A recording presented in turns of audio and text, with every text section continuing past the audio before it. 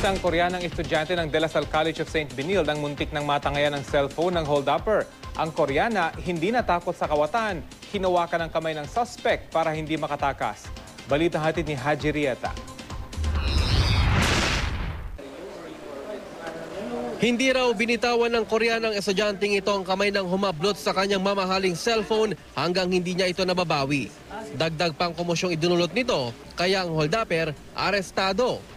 Ayon sa 18 taong gulang na estudyante ng De La Salle College of St. Benilde, pauwi na raw sana siya sa tinutuluyang kondominium kagabi nang atakihin siya ng hold-upper. Yes, just walking. Along Taft Avenue. So you were walking alone? Yes.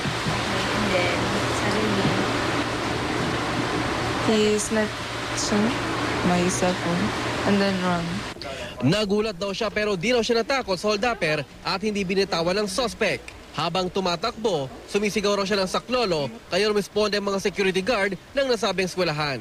Nang may narinig ako na isang kasamahan namin sumisigaw na may nadukutan daw sa Long Taft Avenue sa harap nung pinagjujutihan niya sa may Velasco Gate.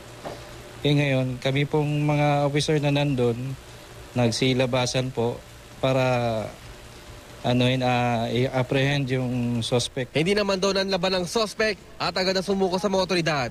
Naibalik din sa biktima ang kanyang cellphone. Paliwanag ng suspect na si Francis Antonio, napilitan lang daw siya dahil sa pangangailangan. Humihingi po ako ng pasensya sa aking na nakawan po ng cellphone, dala po ng pangangailangan ng mga anak ko, asawa ko dahil wala na pong tutulong sa akin. Si Sarian po kasi asawa ko kaya ako po nagawa pero sinoli ko naman po yung cellphone nung inisnatch ko pong na babae.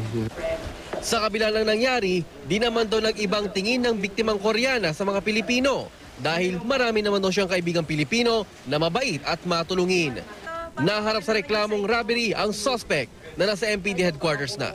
Haji Rieta, GMA News.